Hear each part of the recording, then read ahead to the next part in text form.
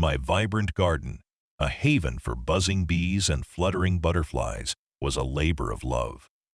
I poured my heart into every native wildflower, every pollinator-friendly plant. But then the HOA enforcer, Karen, called it too chaotic and slapped me with a fine for not having a uniform lawn. Little did she know that fine wasn't the end of it, but the spark that ignited a revolution in our neighborhood. What happened next changed everything, transforming our perfectly manicured lawns into havens for nature and leaving Karen battling her own yellowed grass. Before we carry on, please hit the subscribe button to make my day and let me know where you are watching from in the comments.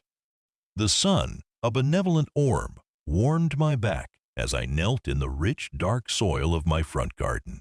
My hands, calloused but gentle, carefully coaxed a young milkweed seedling into its new home. Around me, a riot of color was beginning to unfurl, a tapestry woven from the vibrant purples of coneflowers, the sunny yellows of black-eyed Susans, and the delicate blues of wild petunias. Months of painstaking work, countless hours spent researching native plants, amending the soil, and meticulously arranging each bloom, were finally bearing fruit. This garden wasn't just a patch of green, it was a personal sanctuary, a vibrant rebellion against the sterile monoculture lawns that dominated our suburban neighborhood. It was also, I hoped, a tiny oasis for the dwindling bee and butterfly populations, a small act of ecological defiance in a world increasingly hostile to nature. I took a deep breath, inhaling the earthy scent of damp soil, mingled with the sweet perfume of budding flowers.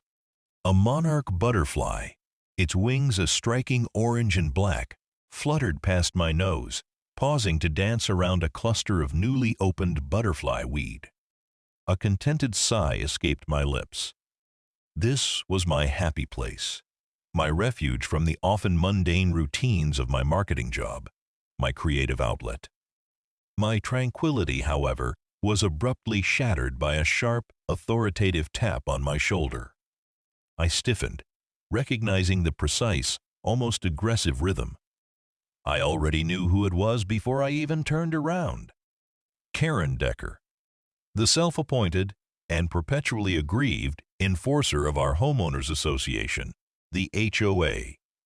She was the kind of person who seemed to derive genuine pleasure from pointing out perceived infractions, her perfectly coiffed blonde hair and perpetually pursed lips a permanent fixture of neighborhood scrutiny. Her lawn, of course, was a pristine, chemically induced expanse of emerald green, a testament to relentless mowing and industrial-grade fertilizers. It had all the ecological vibrancy of an AstroTurf football field. I slowly straightened up, brushing dirt from my knees, and turned to face her.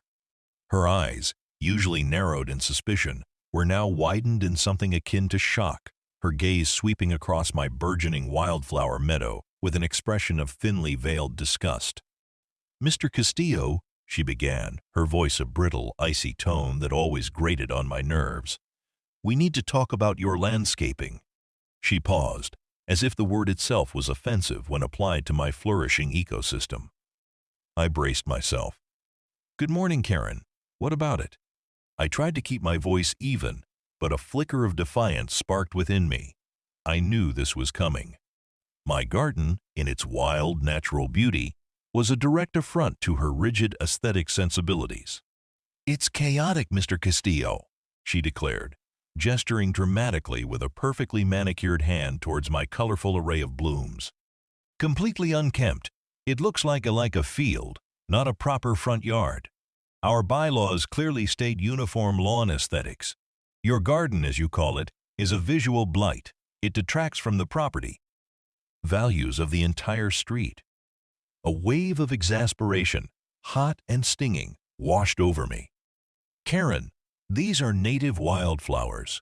They're good for the environment, they attract pollinators, they require less water than traditional lawns.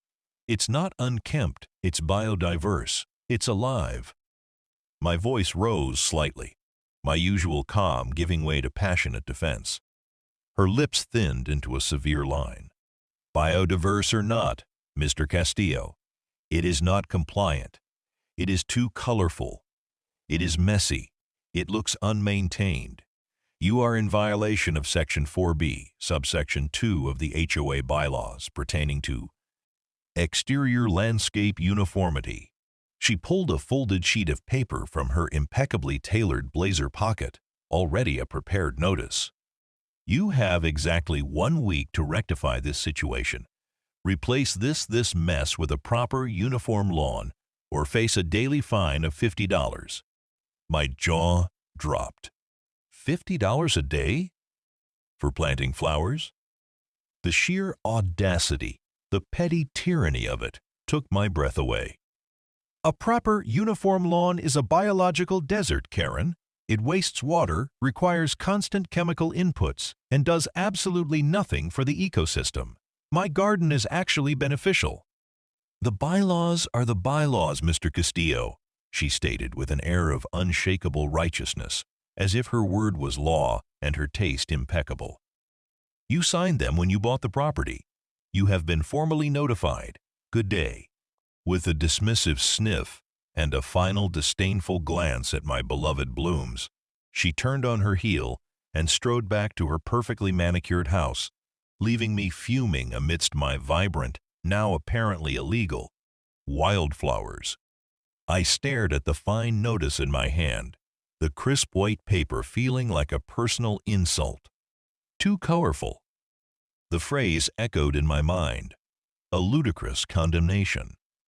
My garden, a labor of love, a tiny act of ecological stewardship, was deemed a blight by a woman whose primary concern was the aesthetic conformity of turf grass.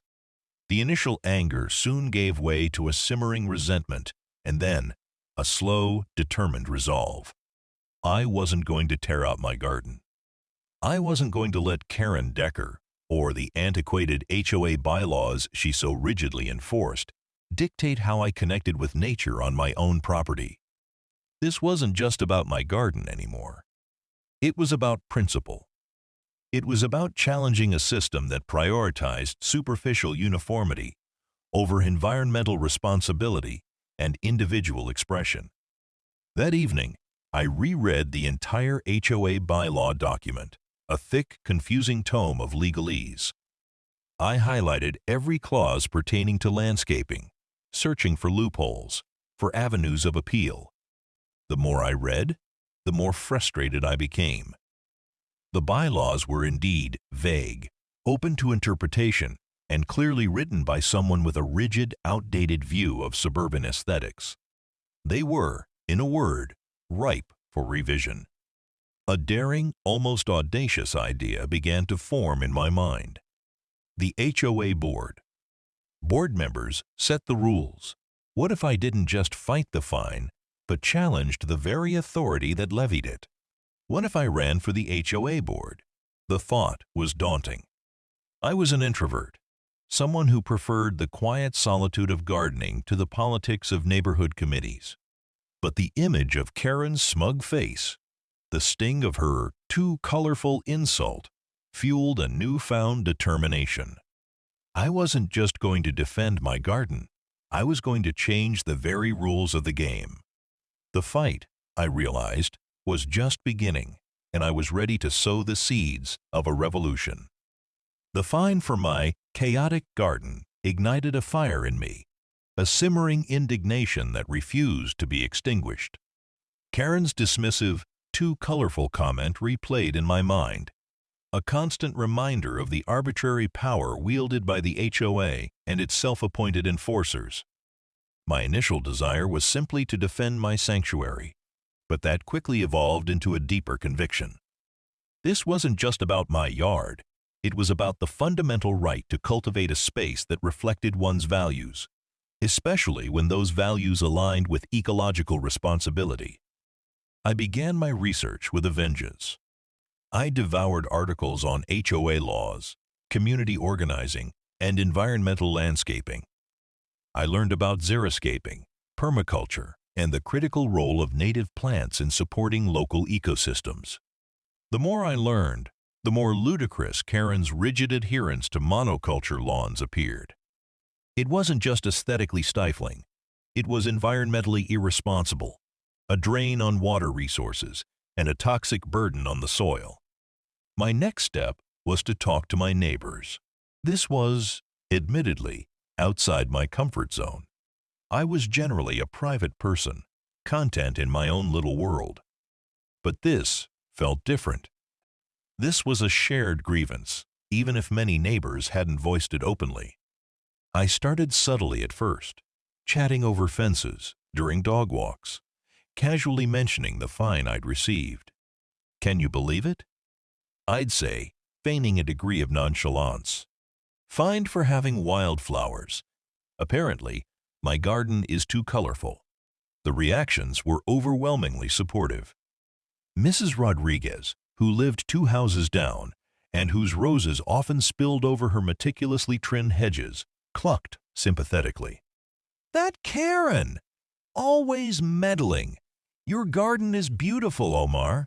It's the only one that actually looks alive around here." Mr. Chen, a retired science teacher across the street, nodded sagely. "She always preferred order over life. Your pollinators must love it, though. I've seen more bees around since you started planting." His quiet validation was like water to a thirsty plant. The whispers grew louder. People were tired of the HOA's petty rules, its draconian fines for minor infractions, and the disproportionate influence wielded by a handful of self-important board members, primarily Karen and her DAO. Allies. Many of them secretly admired my garden, tired of their own perfectly manicured, yet lifeless lawns. They yearned for something more, something that offered beauty without the endless chemical treatments and water bills. The annual HOA board elections were just 2 months away. The existing board, largely uncontested for years, had grown complacent and out of touch. Their meetings were sparsely attended, their decisions often perceived as arbitrary and punitive. I saw an opening, a narrow window of opportunity. I decided to run. The decision was not made lightly. It would involve public speaking, campaigning, dealing with neighborhood politics, all things I inherently disliked. But the image of Karen's smug face, the unjust fine, and the genuine support from my neighbors outweighed my trepidation. I wasn't just running for myself. I was running for everyone who yearned for a more vibrant, eco-conscious community. I drafted a simple, clear platform. Promote eco-friendly landscaping. Revise bylaws to encourage native plants, pollinator gardens, and water-wise landscaping instead of penalizing them. Increase transparency. Make HOA meetings and financial decisions more accessible and understandable to all residents. Community engagement. Foster a more collaborative environment where neighbors felt heard and their concerns addressed rather than dictated to. I printed out flyers, simple ones I designed myself, highlighting my platform and the absurdity of finding someone for a colorful garden.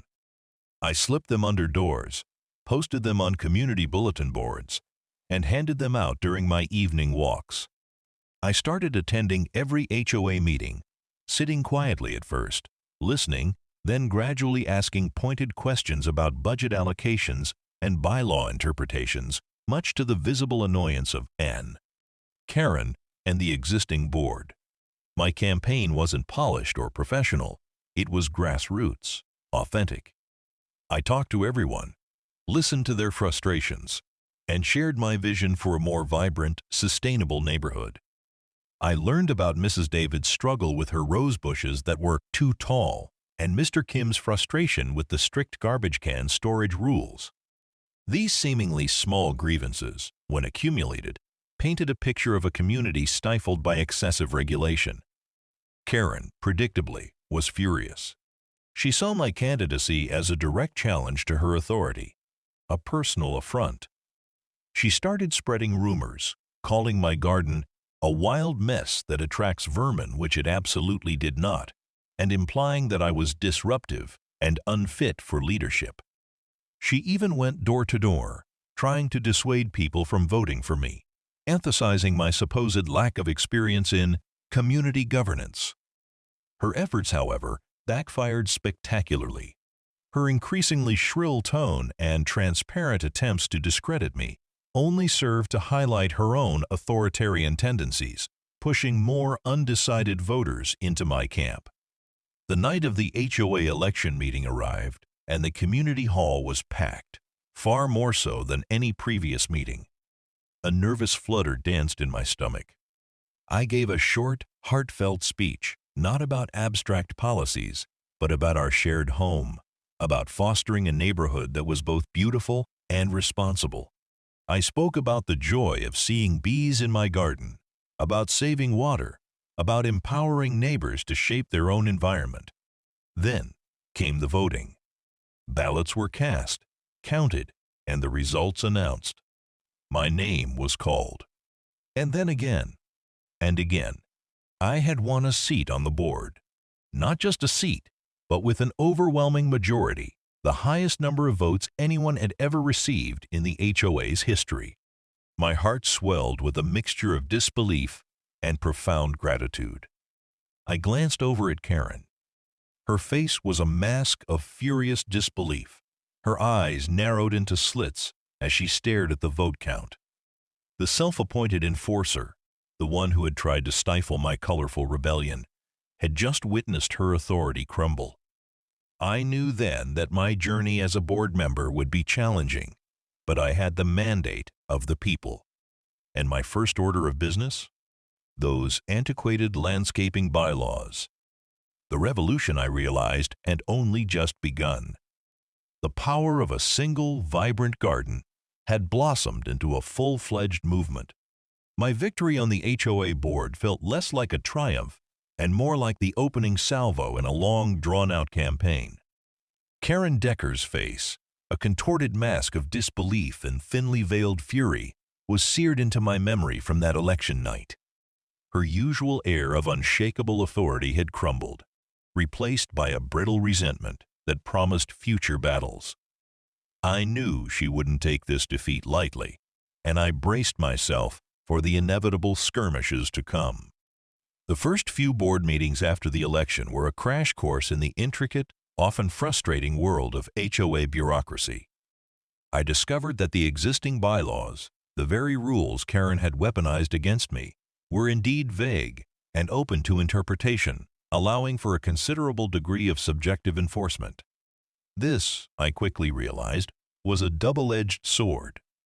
While it had allowed Karen to levy arbitrary fines, it also provided an opportunity for me to interpret and, eventually, rewrite them to align with my vision.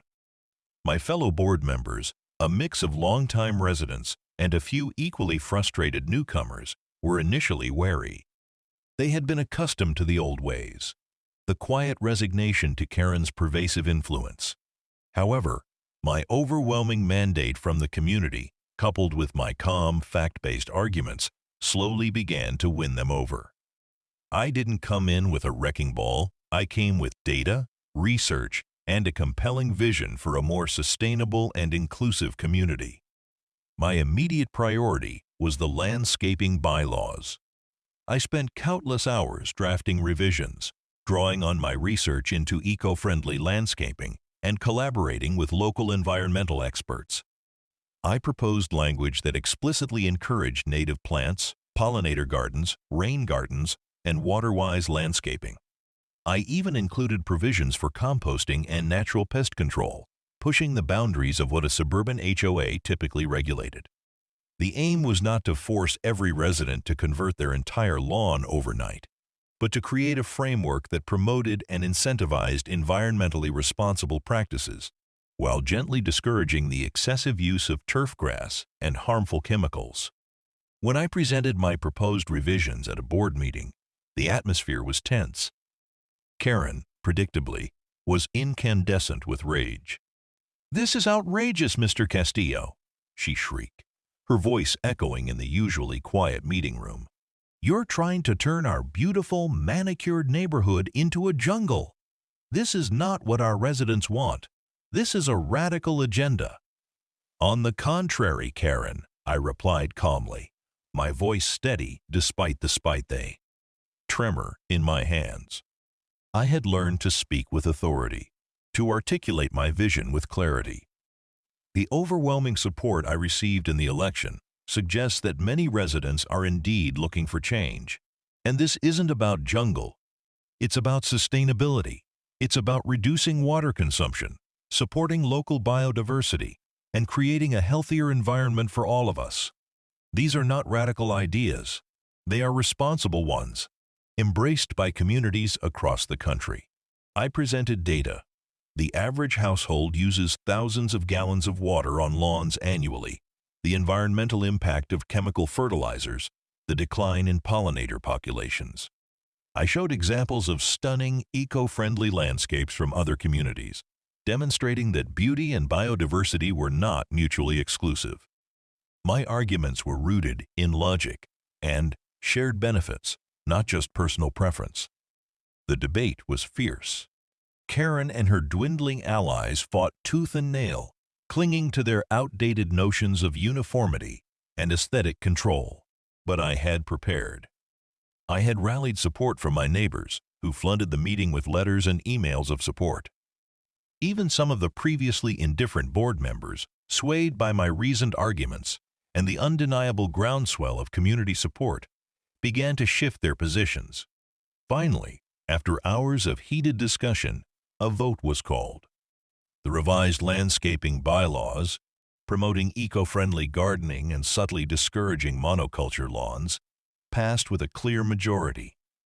It was a monumental victory, not just for me, but for every neighbor who had quietly yearned for change. The bylaws, once a tool of arbitrary control, were now a charter for environmental stewardship. The immediate aftermath was a period of both subtle and dramatic shifts in the neighborhood. Many residents, emboldened by the new bylaws, began to transform their own yards.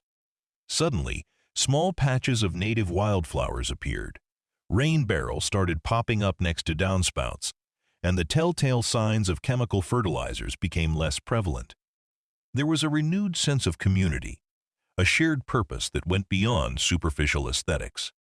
People would stop me on the street, offering words of thanks, asking for advice on water-wise plants, and sharing their own budding efforts to create pollinator-friendly spaces.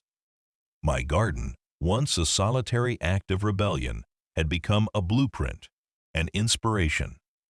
Karen, however, was a different story. She refused to acknowledge the new bylaws, carrying on as if nothing had changed. Her lawn remained the same chemically treated, water-guzzling expanse of uniform green.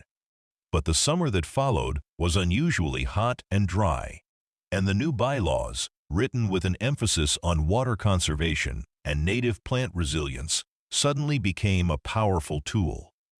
The revised bylaws included provisions for drought-tolerant landscaping and penalties for excessive water waste, particularly on non-native turfgrass. They also stipulated that lawns must be maintained to a certain standard of health and vigor, which, in the absence of constant chemical feeding and excessive watering, was a significant challenge for monoculture turf. During a heat wave, Karen's perfectly uniform lawn, designed for constant irrigation and chemical support, began to suffer.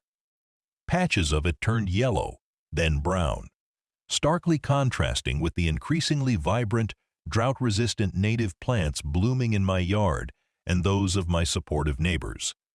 It was a visual irony, a poetic justice that I found almost impossible not to appreciate. Then came the reports, not from me, but from other residents who, armed with the new bylaws and a newfound sense of empowerment, began to report violations.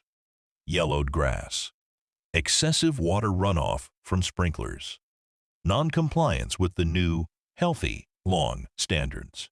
And who was the most frequent violator? Karen Decker. I received the reports, just as I had received my own fine months ago. I reviewed them, checked the bylaws, and, with a heavy heart, or at least a very straight face, issued the fines. The first one was for neglecting her lawn, allowing it to turn yellow and unhealthy. in violation of the newly updated Section 4B, subsection 2, which now focused on ecological health rather than just CA. Uniform aesthetics. The irony was delicious. Karen stormed into my house, fine notice clutched in her trembling hand, her face a furious shade of crimson. "This is an outrage, Mr. Castillo. My lawn is just fine. It's the heat. You're targeting me. This is personal." "Karen," I said calmly, holding up a copy of the revised bylaws, "the rules are the rules. They apply to everyone. Your lawn, according to the new standards, is unhealthy and in violation. You have 2 weeks to bring it into compliance, or face daily fines. Perhaps you could consider replacing some of that turf with drought-tolerant native plants, or even installing a rain barrel to conserve water." The last suggestion was a subtle jab, knowing her disdain for anything less than perfectly manicured. Her jaw dropped. The tables, I realized, had truly turned. The enforcer was now the fined, trapped by the very rules she had once so rigidly wielded. And I, the poor mechanic with the too colorful garden, had not only rewritten the bylaws but was now, with a surprising sense of justice, enforcing them. The revolution was in full swing, and its first, rather satisfying, casualty was a patch of dead grass. The initial fine levied against Karen Decker for her neglected, yellowed lawn sent shockwaves, both of indignation and quiet amusement, through our suburban community. Karen's outrage was predictable and spectacular. She raged at board meetings, penned furious letters to the HOA management company, and even tried to rally her dwindling supporters against what she termed Omar's eco-tyranny. Her efforts, however, largely fell flat. The majority of residents, having quietly endured her previous reign of arbitrary enforcement, found a certain poetic justice in her predicament. My calm, consistent application of the newly revised bylaws, rooted in environmental responsibility rather than subjective aesthetics, resonated with a growing number of people. The irony was not lost on anyone. Karen, the champion of perfect, uniform lawns, was now being fined for failing to maintain her own according to the new standards of health and vigor under drought conditions. Her attempts to claim persecution only highlighted her inflexibility and hypocrisy. "This is ridiculous, Omar!" she fumed at one exasperated board meeting, slamming her hand on the table. "My lawn is yellow because of the drought. Everyone's is suffering." "Karen," I replied calmly, referencing a chart I had prepared. "While the drought is a factor, the bylaws specifically encourage drought-tolerant native species and water conservation measures. Many residents, like Mrs. Rodriguez with her new rock garden, or Mr. Chen with his expanded native wildflower beds, have adapted their landscaping and their yards are thriving, or at least showing significantly less stress. Your grass, turf grass, designed for a different climate and requiring excessive water, is simply not suited to these conditions without constant chemical and water input, which are now discouraged." I paused, then delivered the final, almost surgical blow. Furthermore, the new bylaws suggest solutions for compliance, such as the installation of rain barrels or converting portions of turf to native, low-water alternatives. These are proactive measures designed to help residents maintain compliance and contribute to the community's overall sustainability efforts. The suggestion of a rain barrel, a humble, practical piece of environmental infrastructure, seemed to be the ultimate insult to Karen's refined sensibilities. Her face tightened into a mask of pure disdain. She continued to pay the fines begrudgingly for weeks. Each check she submitted felt like a small victory for biodiversity, a quiet acknowledgement of the shift in power. But the fines were, I knew, merely a catalyst. My ultimate goal wasn't to punish Karen, but to transform the community's approach to landscaping, to cultivate a culture of environmental consciousness. The next step in my plan was to offer solutions and education. The HOA, under my influence, started hosting workshops on native plant gardening, rainwater harvesting, and composting. We brought in local experts, offered seed giveaways, and even organized volunteer days for community beautification projects that embraced the new eco-friendly ethos. I personally led many of these workshops, sharing my passion and practical knowledge, demystifying concepts that many residents found intimidating. My old garage, now cleaner and better organized, became a sort of informal consulting hub. Neighbors would stop by, asking for advice on plant selection, soil amendments, or how to properly install a drip irrigation system. I loved these interactions, the genuine curiosity, the shared enthusiasm. It was a stark contrast to my previous isolated existence, and it fostered a deep sense of connection within the community. The visual transformation of the neighborhood was slow but undeniable. Where once only uniform green lawns had dominated, splashes of vibrant color began to appear. Patches of purple coneflowers attracted flocks of goldfinches. Bumblebees buzzed lazily around fragrant lavender bushes. Strategically placed rain barrels, once a rarity, became a common sight, blending surprisingly well with the aesthetics as residents discovered their practical benefits. The once rigid uniformity was giving way to a rich tapestry of diverse, thriving landscapes. Karen's lawn, however, remained a stubborn patch of defiance. It cycled through various shades of yellow and brown, a stark testament to her refusal to adapt. She continued to pay fines, each one an act of defiance, a silent protest against the changes. I sometimes saw her furtively watering her parched turf with a hose late at night, trying to revive it. But the new water restrictions and the inherent unsuitability of the grass for drought conditions made her efforts, quote, largely futile. Then, one sweltering August afternoon, I received another compliance report. This time, it wasn't just about the color of Karen's grass. It was about water runoff. The new bylaws also specified that residents must take measures to prevent excessive runoff from their properties, especially during dry spells when water conservation was critical.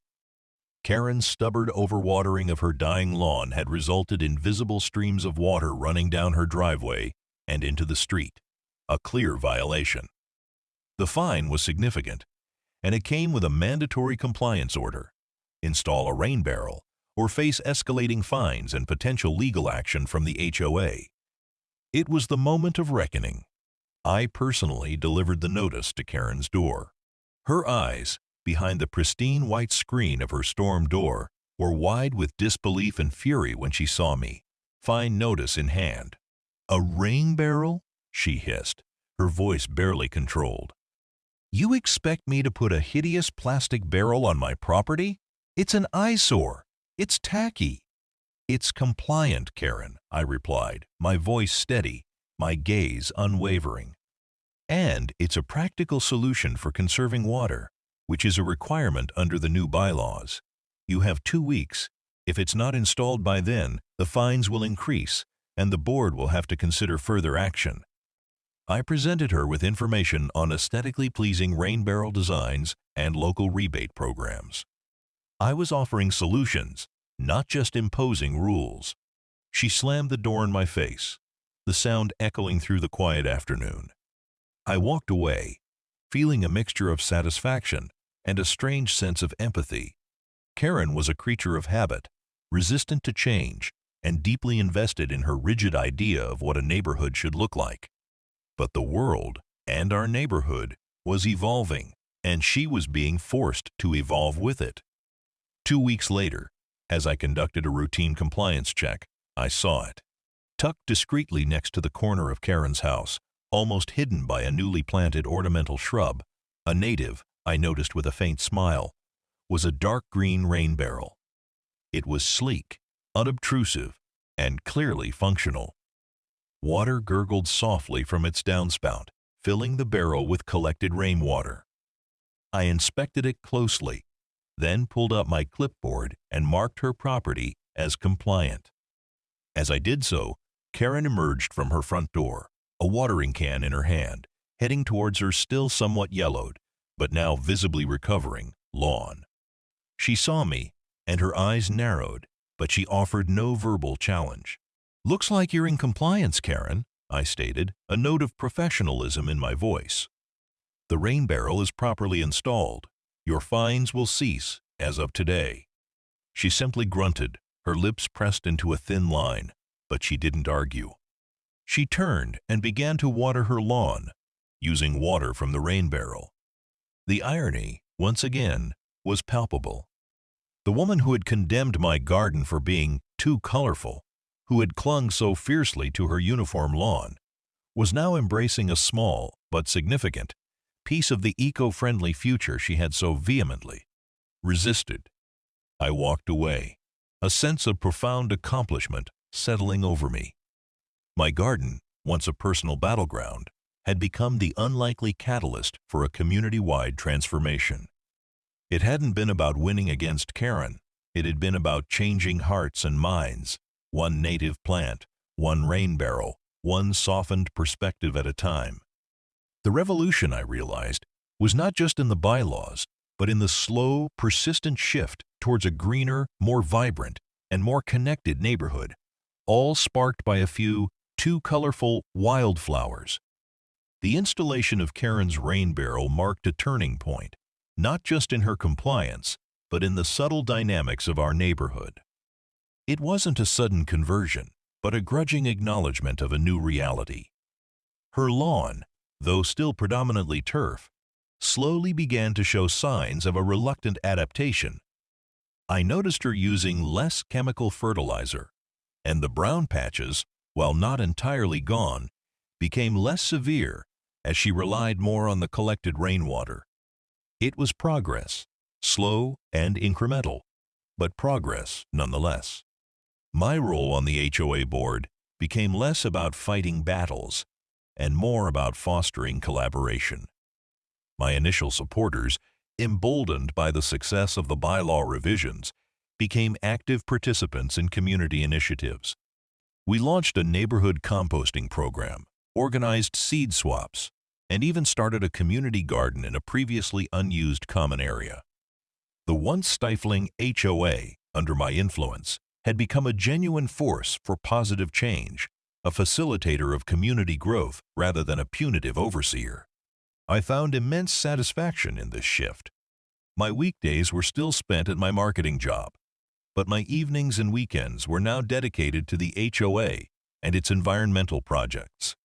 I enjoyed the blend of strategic planning and hands-on work, the feeling of genuinely contributing to something larger than myself.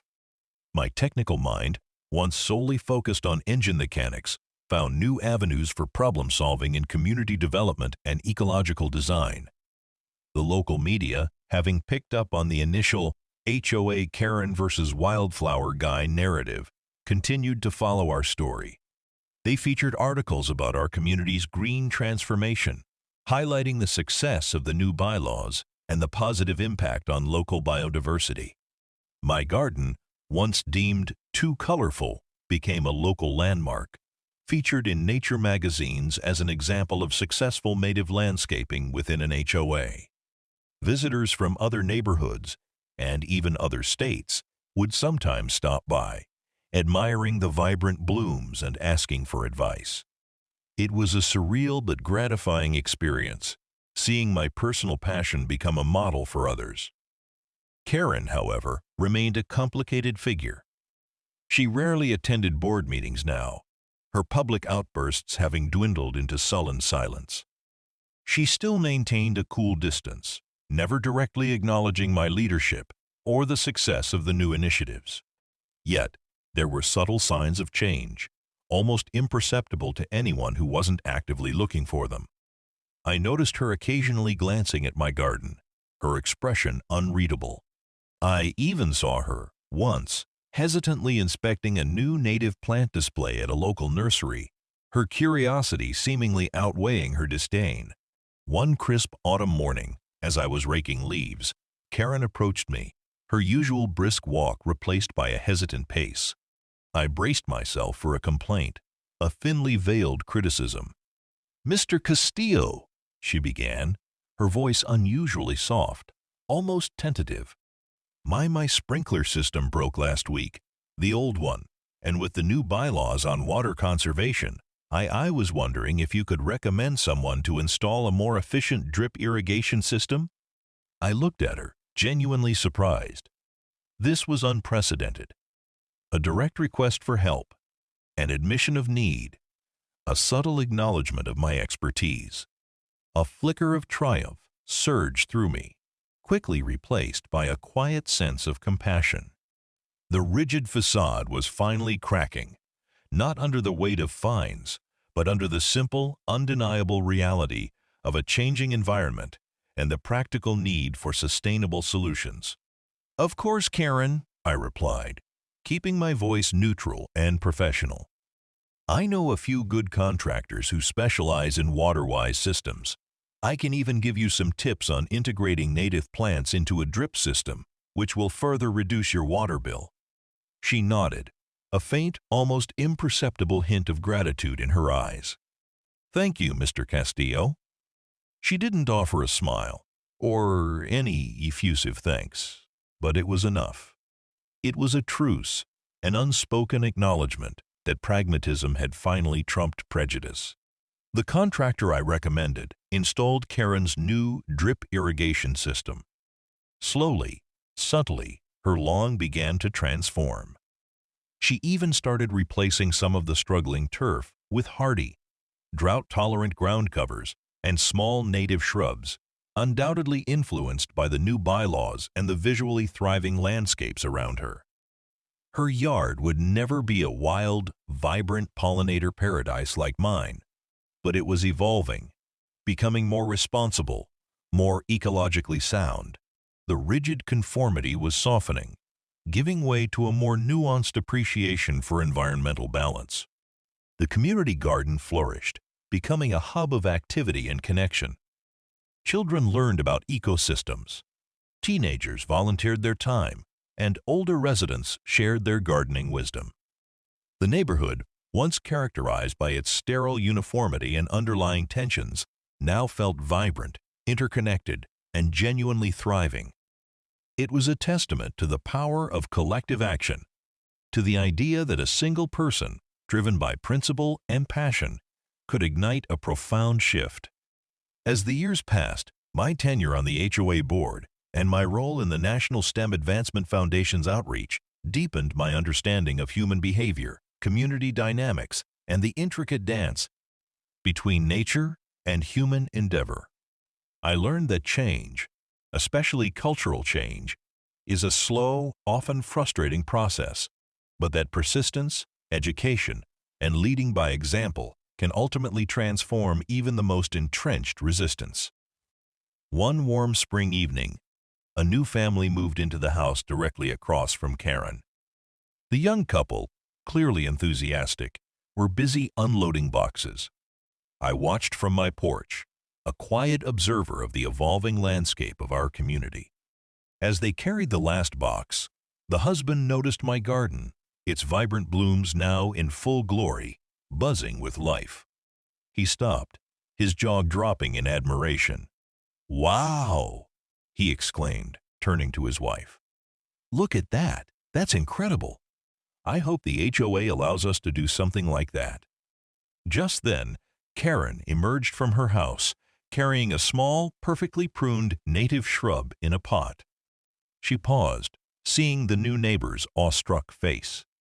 I expected her to launch into a warning about bylaws, a lecture on conformity. Instead, she did something I never would have predicted.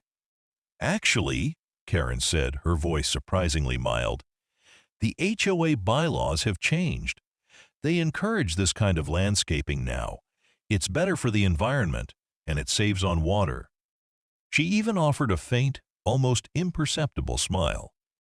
"You should talk to Omar. He's on the board. He knows everything about native plants." She gestured towards my house. I stared, dumbfounded, as the new neighbor's face lit up, and he turned to wave at me. Karen, the HOA Karen, who had once declared my garden too colorful, was now advocating for eco-friendly landscaping, referencing the very bylaws I had rewritten and recommending me as the expert. It was a small moment, a quiet gesture, but it spoke volumes. It wasn't about a complete personality overhaul for Karen, but about a practical shift, a recognition that perhaps, just perhaps, my chaotic garden and the principles it represented had swayed her, at least a little. I smiled, a genuine, heartfelt smile. My garden, once a battleground, was now a bridge. The fines, the arguments, the long nights rewriting bylaws had all led to this, a community transformed, a testament to the quiet power of a single idea and the enduring beauty of a few too colorful wildflowers. The revolution had blossomed, beautifully and unexpectedly, changing not just the landscape of our neighborhood, but the hearts and minds within it. The years that followed solidified the new identity of our neighborhood, transforming it from a place of rigid conformity to a vibrant testament to sustainable living. My role on the HOA board, once a source of contention, evolved into one of guidance and mentorship. I continued to chair the landscaping committee, but my focus shifted from enforcement to education and inspiration. We launched a successful native plant nursery, funded by HOA reserves and staffed by volunteers, providing affordable, locally sourced plants to residents. We even partnered with a local university's environmental science department, offering internships to students who helped monitor biodiversity within our community, documenting the increasing number of pollinators, beneficial insects, and native bird species returning to our green spaces. My own garden remained a living laboratory, constantly evolving and showcasing new native plant combinations. It was no longer just my personal sanctuary, but a community resource, a place where neighbors gathered for informal workshops, shared cuttings, and celebrated the beauty of local flora. The transformation extended beyond just individual yards. We established a network of interconnected rain gardens along common areas, effectively managing stormwater runoff and creating beautiful, functional landscapes that thrived even during dry spells. Our neighborhood became a case study in successful suburban ecological restoration, attracting attention from urban planners and environmentalists across the region. Expanding impact, my influence also expanded beyond the neighborhood. The success of our community's green initiatives led to invitations to speak at national conferences on sustainable urban planning and HOA reform. I found myself sharing stages with renowned architects, conservationists, and policymakers, advocating for broader adoption of eco-friendly bylaws and community-driven environmental projects. My story, that of the too colorful garden becoming a catalyst for change, resonated deeply, inspiring countless other communities to challenge outdated regulations and embrace greener practices. The media continued to follow my journey, depicting me not just as a mechanic turned environmentalist, but as a practical visionary. I used these platforms to highlight the critical importance of local ecosystems, the simple joys of connecting with nature, and the power of individual action within a community framework. I even started a popular online series, Omar's Green Thumb Tips, offering practical advice on native plant gardening, composting, and water conservation to a global audience. My hands, once only greasy from engines, were now synonymous with healthy soil and thriving biodiversity. Unexpected alliances, perhaps the most surprising evolution, was my relationship with Karen. While we never became close friends, a grudging respect had clearly developed. She maintained her meticulously tidy home, but her yard, while not a riot of wildflowers, was now predominantly populated by various drought-tolerant shrubs and ground covers. She had even installed a second, larger rain barrel, camouflaged artfully behind a trellis of native vines. I sometimes saw her quietly tending to her plants, a small trowel in hand, a far cry from her previous reliance on lawn services. One particularly hot summer, when a water ban was implemented across the region due to severe drought, Karen's yard, with its now adapted plants and rainwater collection system, remained remarkably green and healthy. Her neighbors, whose lawns had browned into crispy expanses, began to seek her advice. I observed her, from a distance, patiently explaining the benefits of her rain barrel and the resilience of her new landscaping choices. The HOA Quran, who had once been the enforcer of conformity, had, through a circuitous path, become an unexpected advocate for sustainable practices. It was a testament to the idea that even the most resistant individuals can, given time and undeniable evidence, adapt and even champion change. One afternoon I was working in my garden when Karen approached. She wasn't carrying a fine notice, but a small, carefully wrapped potted plant. "Mr. Castillo," she said, her voice still somewhat formal but lacking its usual crispness, "I found this at the nursery. It's a native milkweed for monarchs. I thought perhaps your garden could use it." She extended the plant to me, her gaze steady, almost shy.